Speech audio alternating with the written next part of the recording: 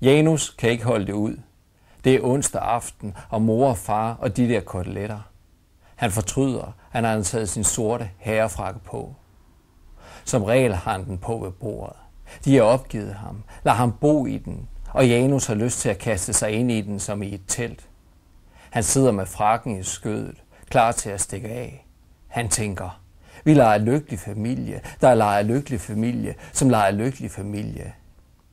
Janus' ben spjætter ufrivilligt, og han sluger en halv kotelet, som gør ondt hele vejen ned gennem svældet. Da han rejser sig, knalder knæskallen op i bordpladen, så far taber sovs af gaflen, der stænker på bordet. Janus må se væk. Han glor på fjernsynsskærmen, nyhederne. Bag en indhegning går nogle fanger rundt i orange dragter som eksotiske fugle i et bur. De har fået fjernsyn i køkkenet. Det skulle være for Janus' skyld, men det er løgn. Det er mor og far, der bruger det. Det bryder den pinlige tavshed. Letter stemningen, så de ikke ved hver eneste mundfuld behøver fundere over, hvorfor de egentlig fik den efternøler, familiens forte sår. Nu glor mor og far på Janus. På ham, på opvaskemaskinen og tilbage igen. Men den er god nok. Janus har sat i opvaskemaskinen. Det plejer han konsekvent at glemme. Mor og far sender hinanden et blik, som han gerne ville have været foruden. Janus er ude af døren. Han glemmer at sige farvel, men i aften gør det ingenting. Han tænker, mine forældre er lykkelige. De har en søn, der rydder ting op efter sig. I udsendelsen Live Janus liv om denne uduelige, fortabte søn vil håbet være samlet i rulleteksterne. 3 måneder efter disse optagelser er Janus begyndt at sætte sit service i opvaskemaskinen.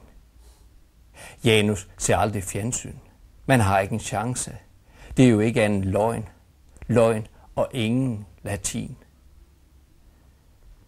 Janus tænker på den gang han forsvandt. Måske begynder det med bumserne. De er landsbyer, som han besejrer og slagter en efter en. Indtil han ikke kan følge med.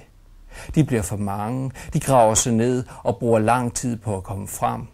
Og så er de større og rødere og stadig flere. Janus holder op med at se sig selv i spejlet.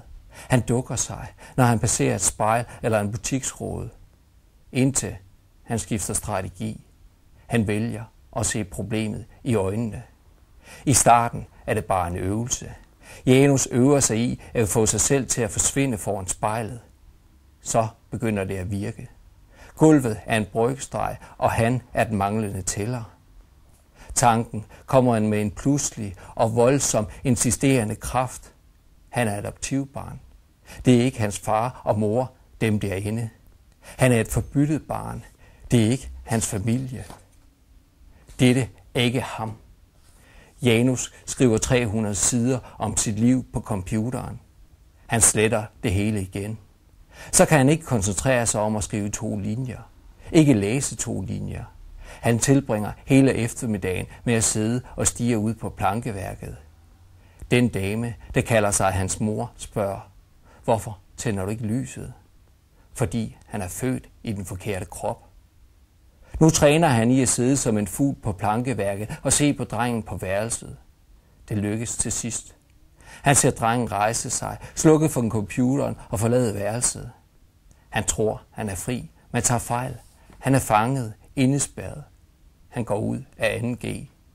Han ligger 5 måneder på sengen. Han glor op i luften og river den af en gang imellem. Han tænker, jeg er skrevet ud af den ligning, der hedder menneskelig samkvem. Det forsvinder langsomt. Og efter sommerferien begynder han i 2G igen. Men han møder ikke op, da de skal have taget klassefoto. Og han går konsekvent efter toiletter uden spejle. Janus går til hundetræning. Ikke at han har nogen hund, eller træner, eller synes det er okay at gå til hundetræning. Men der er en plet på en bakke, hvor han godt kan lide at sidde og ryge sig en smøg. Der er træning hver onsdag fra 19:30 til 20:30. Janus ved ikke hvorfor, men han plejer at komme i godt humør af at se på det. Janus tænker, det er ellers latterligt nok, når man tænker over det.